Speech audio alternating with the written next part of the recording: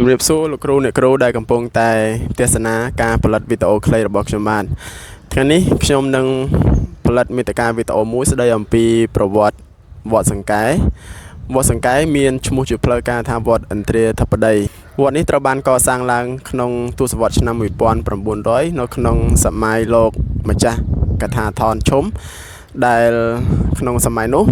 ខេត្តបាត់ដំបងគឺជាខេត្តចំណុះនៃប្រទេសថៃសប្តាហ៍ថ្ងៃវត្តសង្កែគឺមានទីតាំងស្ថិតនៅក្នុងភូមិរំជែក4សង្កាត់រតនៈក្រុងបាត់ដំបងខេត្តបាត់ដំបងវត្តសង្កែគឺជាវត្តមួយដែលមានបរិវេណធំជាងគេស្ថិតនៅក្នុងចំណោមវត្តដទៃទៀតនៅក្នុងក្រុងបាត់ដំបងវត្តនេះគឺមានទីតាំងស្ថិតនៅ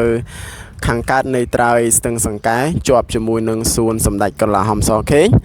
ឬក៏ស្ថិតនៅទល់មុខនៃសាលាខេត្តបាត់ដំបងតែម្ដងវត្តសង្កែគឺជាវត្តមួយដែលមានប្រវត្តិយូរលង់ណាស់មកហើយនេះគឺជារូបចម្លាក់ដែលស្ថិតនៅខ្លោងទ្វារខាងលិចនៃវត្តសង្កែបាទនេះគឺជាក្រុមយក្សទាញសត្វនាគដែលរូបចម្លាក់នេះត្រូវបានគេដកស្រង់ចេញពីរឿងកូរសមុទ្រទឹកដោះហើយនៅមួយជំហៀងទៀតយើងមានរូបចម្លាក់ដែរមួយជំហៀងទៀតក៏មានរូបចម្លាក់ដែរបាទនេះគឺជារូបចម្លាក់របស់ក្រុមពពួកទេវតាឥឡូវយើងធ្វើដំណើរចូលទៅក្នុងបរិវេណវត្តសង្កែតែម្ដងបាទនេះគឺជាខ្លោងទ្វារតូចផ្នែកខាងលិចនៃព្រះវិហារវត្តសង្កែស្អាតណាស់បាទរូបចម្លាក់បែបពុទ្ធសាសនាហើយកសាងឡើងនៅក្នុងឆ្នាំវោក13កើតខែផលគុណពុទ្ធសករាជ2536រួចជាស្រេចនៅក្នុងឆ្នាំកុលខែចែកពុទ្ធសករាជ2539នេះគឺជាការបដិឆេទកសាងព្រះវិហារនេះឡើងវិញទេមិនមែនកសាងនៅលើកដំបូងទេឥឡូវនេះខ្ញុំសូមណែនាំលោកគ្រូអ្នកគ្រូមកទេសនាចេតិយចំនួន2ដែលត្រូវបានកសាងឡើងនៅក្នុងសម័យលោកម្ចាស់កថាថនជុំក្រៅពីព្រះវិហារដែលត្រូវបានខូចខាតដោយសារការទម្លាក់គ្រាប់បែករបស់កងទ័ពស្ម័គ្រចិត្តវៀតណាមយើងនៅសល់ចេតិយចំនួន2ទៀតដែលជាមរតកសំណង់អគារចាស់ដែលត្រូវបានកសាងឡើងតាំងពីសម័យបុរាណចេតិយនេះយើងមើលរូបរាងវាមិនមែនជាចេតិយនៅក្នុងរចនាបថសម័យទំនើបនេះទេគឺត្រូវបានកសាងឡើងតាំងពីសម័យ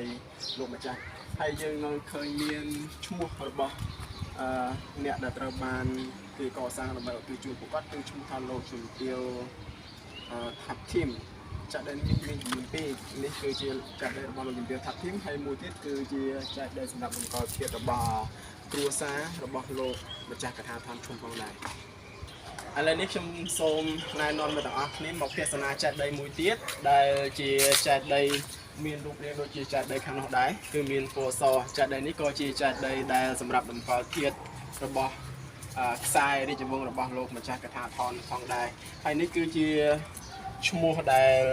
គេសរសេរឧទ្ទិសជូននេះជាឈ្មោះភាសាថៃអ្នកគ្នាអាចមើលបានវែងពេកខ្ញុំមិនចាំបាច់អានទេនេះគឺជាចេតិយមួយទៀតដែលមានរចនាបថគឺដូចជាបេះបិទតែម្ដងចេតិយនេះមិនមែនជាចេតិយដែលរក្សារូបរាងដើមតាំងពីសម័យបុរាណទេចេតិយដែលមានរូបរាងបុរាណនេះគឺវាខូចខាតដោយសារតែរយៈពេលនឹងឆ្លងកាត់នៅសម័យសង្គ្រាមនេះទើបតែត្រូវបានគេរចនាលេបពណ៌ហើយនឹងកសាងឡើងវិញដើម្បីឲ្យវាមានសភាពស្អាតជាងមុនទូទៅវត្តសង្កែក៏មានភ្ញៀវអន្តរជាតិក៏មកអញ្ជើញមកទស្សនាផងដែរដោយសារតែវត្តនេះមានគេឈ្មោះល្បីហើយជនបរទេសក៏តែងតែមកទស្សនាព្រះវិហារនេះមិនមែនជារូបរាង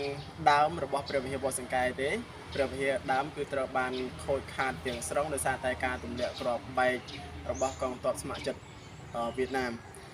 នៅក្នុងព្រះវិហារនេះមានរូបព្រះបដិមាមួយព្រះអង្គគឺត្រូវបានអ្នកស្រុកជឿជាក់ថាមានបារមីខ្លាំងដោយសារតែនៅពេលដែលមានការទម្លាក់គ្រាប់បែកពីកងទ័ពស្ម័គ្រចិត្តវៀតណាមព្រះវិហារនេះត្រូវបានខូចខាតទាំងស្រុងប៉ុន្តែរូបបដិមារបស់ព្រះសម្មាសម្ពុទ្ធនៅតែរក្សាទ្រង់ទ្រាយល្អដដែល